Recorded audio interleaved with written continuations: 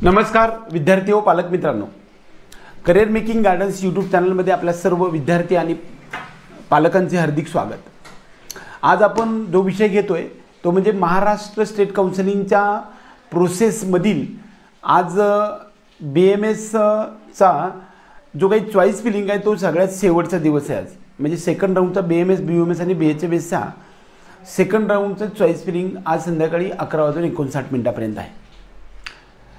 All India काउन्सिलिंगच्या CET sale मार्फत चालणाऱ्या 15% कोट्याचा जो काही राऊंड आहे त्याचा राऊंड दुसऱ्या राऊंडची चॉईस फिलिंग सुद्धा आज सुरू होणार आहे।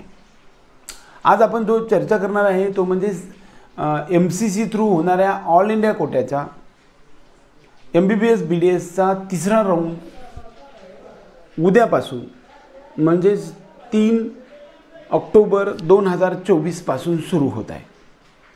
Verification of tentative seat matrix by participating institutes जे आहे म्हणजे आपल्याला सीट मॅट्रिक्स म्हणजे किती सीट वेकंट आहेत ते आपल्याला 4 ऑक्टोबर 2024ला सापडेल। रजिस्ट्रेशन अँड पेमेंटचा जो ऑप्शन आहे तो 3 ऑक्टोबर 2024 पासून 8 ऑक्टोबर 2024 पर्यंत आहे। म्हणजे 3 पासून 8 तारखेपर्यंत असे आपल्याला 6 दिवसामध्ये रजिस्ट्रेशन करायचं आहे। उद्या सकाळी 12 वाजल्यापासून सुरू आहे ते 8 तारखेच्या दुपारी 3 वाजेपर्यंत आपल्याला रजिस्ट्रेशन करायचं आहे। पेमेंटचा ऑप्शन आहे। चॉईस फिलिंग मात्र 5 तारखेला सुरू होणार आहे। 5 ते 8 या वेळेमध्ये सुरू होणार आहे। प्रोसेसिंग ऑफ सीट अलॉटमेंट 9 आणि 10 तारखेला आणि 11 तारखेला मात्र आपल्याला 11 ऑक्टोबर 2024ला आपला रिझल्ट लागणार आहे। रिपोर्टिंग 12 ऑक्टोबरपासून 18 ऑक्टोबरपर्यंत जो काही रिझल्ट आहे तो रिपोर्टिंग म्हणजे ज्याला आपण कॉलेज जॉईनिंगची डेट आहे ती म्हणतो, प्रत्यक्ष ॲडमिशनची प्रक्रिया।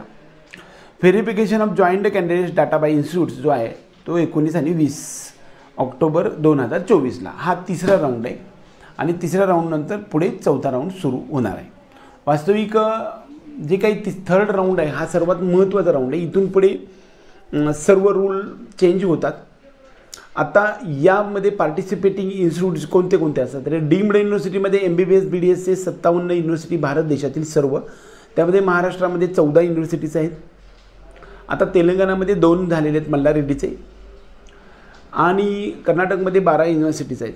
पांडिचेरी आणि तमिळनाडूमध्ये एकूण 16 युनिव्हर्सिटीज आहेत।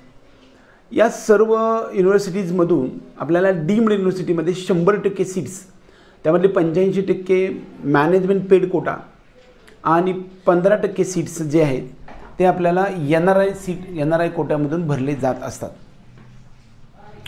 दुसरा त्या अनुषंगाने एक महत्त्वाचा मुद्दा या ठिकाणी येतो तो म्हणजे याचबरोबर एम्सचे सगळे कॉलेजेस 20 कॉलेजेस, जिपमरचे 2 कॉलेजेस आणि त्याचबरोबर AMU BHU यासुद्धा प्रोसेसमधून हा थर्ड राऊंड सुरू होत आहे। जे काही व्हेकंट सीट आहेत त्यासाठी रजिस्ट्रेशन मात्र थर्ड राऊंडसाठी सुद्धा ओपन असतं। तुम्हाला सर्वांना माहीत आहे की प्रत्येक राऊंडमध्ये ऑल इंडिया कोट्यामध्ये आपल्याला रजिस्ट्रेशन करता येऊ शकतं। 2,05,000 रुपये भरून आपल्याला डीम्डचं रजिस्ट्रेशन करता येऊ शकेल। गव्हर्नमेंट कॉलेजचं 10,000 रुपये डिपॉझिट आणि 1,000 रुपये फीज आहे आणि ओपन आणि EWS कॅटेगरीसाठी, OBC SC STच्या कॅटेगरीसाठी मात्र आपल्या सर्वांना 5,000 रुपये फीज आणि 5,000 रुपये डिपॉझिट भरून आहे। डीम्ड युनिव्हर्सिटीमध्ये MBBS BDSसाठी जर आपल्याला अप्लाय करायचं असेल तर 2,05,000 भरून आपल्याला अप्लाय करावं लागणार आहे। त्याचबरोबर रजिस्ट्रेशनची जी मुदत आहे ती सर्व आपण सांगितले। वास्तविक थर्ड राऊंडमध्ये जर समजा तुम्हाला एखादं कॉलेज मिळालं तर चॉईस फिलिंग ही खूप काळजीपूर्वक द्यायची आहे। त्याची फीज आपल्याला भरण्यासाठी तयार असलं पाहिजे। ऑल इंडिया कोट्यामध्ये जे काही 15% कोटा आहे संपूर्ण भारत देशातील MBBS BDSचा तो पण ह्याच्यामध्ये पार्टिसिपेट होतो। त्यामधले सीटसुद्धा भरले जात असतात।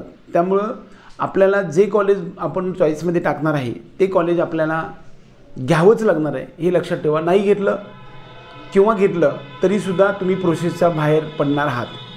म्हणजे सध्याच्या मितीला हा जो राऊंड आहे तो सगळ्यात बाद फेरी, या फेरीमधून आपल्याला 100% प्रोसेसमधून जर समजा या राऊंडमध्ये चॉईस फिलिंग केलं आणि कॉलेज लागलं तर तुम्ही ते घेतलंच पाहिजे. घेतलं तरी तिथून पुढे अपग्रेडेशन बंद आहे. त्याचबरोबर तुम्हाला जर समजा अलॉट झालं या ठिकाणी तर तुमच्या स्टेटमधल्या संपूर्ण भारत देशातल्या तुमच्या स्टेटमध्ये सुद्धा आपल्याला फॉर्म भरता येत नाही, म्हणजे त्यामध्ये चॉईस फिलिंग करता येत नाही. त्याचबरोबर स्ट्रे वेकन्सी राऊंडमध्ये या राऊंडमध्ये जर तुम्हाला कॉलेज मिळालं आणि तुम्ही जॉईन केलं तरी पण तुम्ही स्ट्रे वेकन्सी राऊंडमध्ये जाऊ शकत नाही. त्याचबरोबर या राऊंडमध्ये कॉलेज मिळालं आणि तुम्ही घेतलं नाही तर तुमचं 2,05,000 रुपये डिपॉझिट आणि फीज आहेत ते भरलेलं डीमसाठीचं.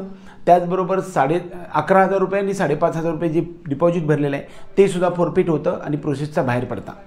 आणि तिथून पुढे यावर्षीची तुमची 100% प्रोसेस संपली असं समजायला हरकत नाही.